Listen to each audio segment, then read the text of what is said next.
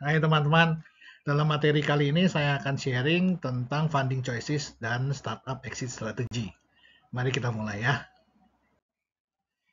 Nah, mungkin teman-teman ada yang sudah pernah mendengar tentang exit strategy, ada yang belum pernah mendengar tentang exit strategy. Jadi, apa sih sebetulnya yang namanya exit strategy? Mungkin kalau secara mudahnya ya, saya menjelaskan exit strategy adalah bagaimana seorang pengusaha itu berencana untuk meninggalkan perusahaan yang didirikannya. Ya. Loh, ngapain? Ya. Ngapain meninggalkan gitu ya? Nah, teman-teman, pada dasarnya semua orang akan keluar dari perusahaan yang didirikannya. Ya. Pertanyaannya adalah kapan? Nah, masa sih semua pengusaha akan meninggalkan perusahaannya? Coba ya teman-teman lihat ya. Seorang pengusaha bisa meninggalkan perusahaannya saat dia meninggal. Ya. Dan bisa saja pada saat dia meninggal itu dia belum menyiapkan penerusnya. Siapa sih yang bisa menggantikan dia sebagai pimpinan perusahaan? Ya, sebagai contoh, salah satu kawan mertua saya, ya, dia punya pabrik styrofoam, teman-teman. Jadi di styrofoam itu ada boilernya. Ya. Nah, setelah uh, si pengusaha ini meninggal, istrinya berusaha bersama dengan stafnya, karyawannya, untuk mengoperasikan pabrik tersebut. Ya, ya kalau dipikir-pikir, pabriknya itu kan uh, karyawannya sudah di situ ya, sehari-harinya gitu ya. Nah, tetapi pada saat dicoba untuk dijalankan, ternyata boilernya hampir meledak, teman-teman. Ya.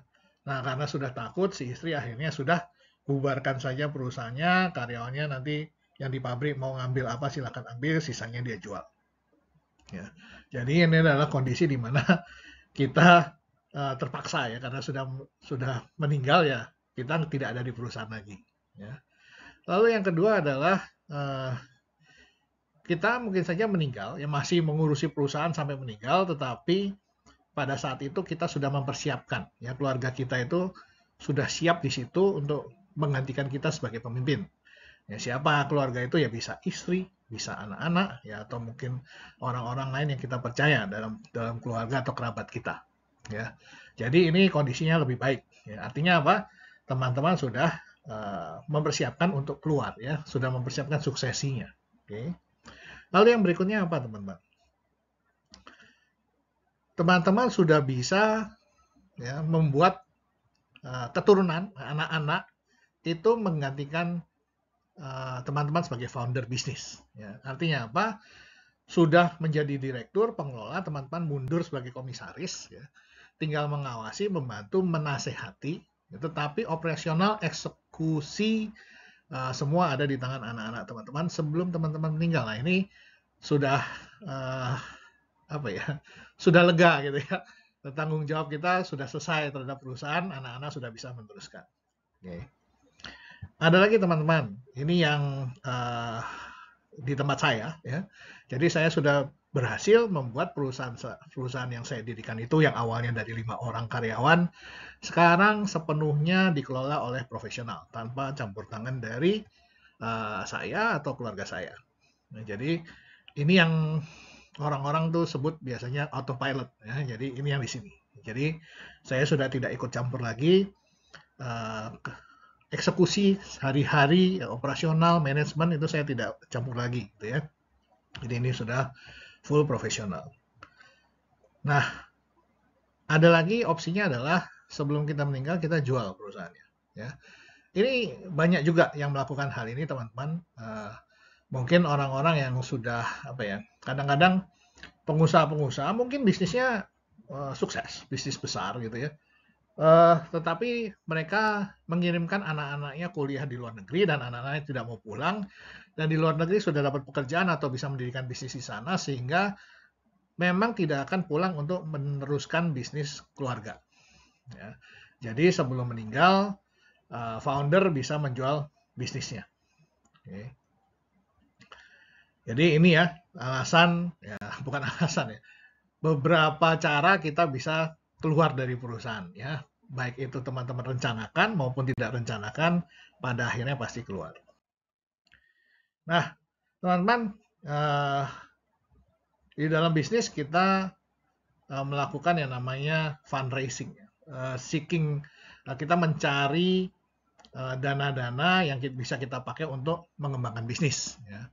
Kebanyakan seperti itu, terutama bisnis-bisnis yang dalam tanda petik digital startup. Ya, jadi bisnis-bisnis itu seringkali butuh modal yang lebih besar. Kenapa? Karena skalanya besar, teman-teman. Ya, jadi dana itu dibutuhkan karena untuk mengembangkan dan memang skalanya besar, tidak bisa dihandle sendiri. Oke. Nah, teman-teman,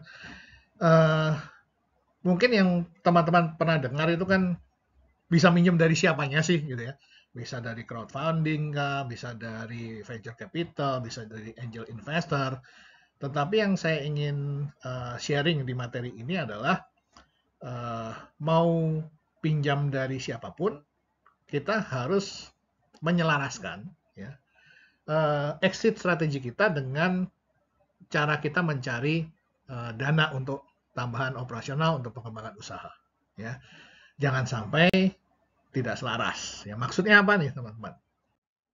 Contohnya, kalau kita ingin supaya bisnis ini tetap ada di tangan keluarga kita, ya, maka yang harus kita siap lakukan adalah kita harus siap untuk membayar kembali berapapun yang kita pinjam beserta hasil yang diharapkan oleh yang meminjamkan. Ya, kalau kita pinjam dari bank ya beserta bunganya, kalau kita pinjam dari angel investor mungkin bagi hasilnya. Ya. Jadi kita harus siap untuk bayar itu. Oke, kita bisa pinjam dari bank, ya, angel investor tadi, ya. Nah sekarang angel investor, ya mungkin teman-teman yang pernah tahu adalah, angel investor itu akan invest, kemudian mungkin ada yang membantu kita juga, kemudian setelah harganya tinggi dia akan jual share dia ke orang lain supaya dia bisa dapat keuntungan yang besar, gitu ya. Nah, tetapi mungkin teman-teman tidak tahu bahwa mungkin angel investor maupun venture capital bisa juga loh kita ajak untuk diskusi, ya. Oke, pada tahun kesekian saya akan bayar kembali uangmu nilainya sekian. Jadi ada juga loh opsi seperti itu gitu. Tidak harus ending-endingnya itu ke ke IPO gitu. Ya, jadi masih bisa ke sana. Hanya saja mungkin teman-teman ya harus mencari angel investor maupun venture capital yang memungkinkan opsi itu. Oke. Nah, untuk opsi menjual perusahaannya, baik itu keseluruhan maupun sebagian, teman-teman harus sadar yang namanya menjual ya berarti kita kehilangan kepemilikan. Ya, meskipun misalnya hanya persentasenya sedikit, 20% atau 30%, dan kita masih majority, tetapi yang 20 maupun 30% itu bisa saja menyebabkan kita kehilangan kontrol. Ya. Kenapa?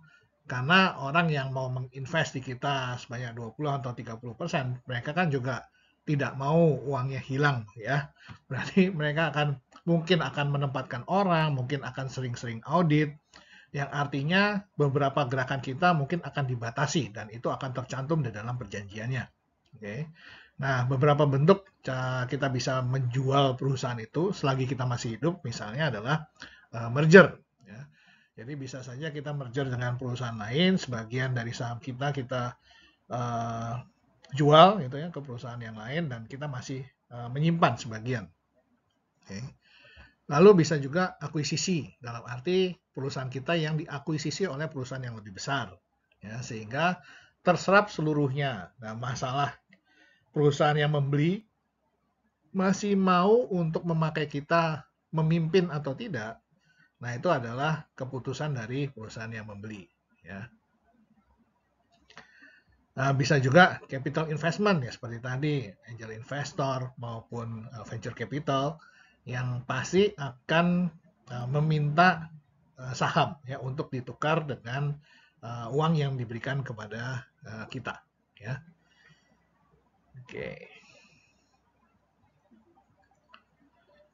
Oke, dan terakhir opsinya adalah pada saat kita sudah membuat perusahaan kita itu cukup besar untuk dipertahankan di bursa saham, kita bisa mengajukan untuk IPO ya, initial public offering. Artinya perusahaan kita pertama-tama akan dijadikan perusahaan terbuka dulu. Ya, perusahaan terbuka itu PT yang belakangnya ada TBK-nya. Ya. Kemudian setelah itu kita akan mengajukan supaya bisa dijual di bursa saham.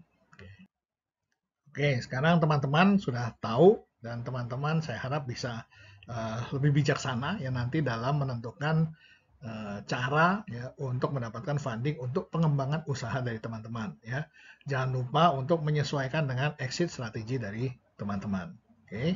Yang harus teman-teman sadari adalah tidak semua bisnis memerlukan funding dari pihak eksternal. Oke. Lalu yang kedua adalah tidak semua funding ya, artinya harus kehilangan saham atau kepemilikan teman-teman di perusahaan untuk selama-lamanya. Oke, sampai di sini dulu materi yang saya berikan hari ini. Kita jumpa lagi di materi yang lainnya.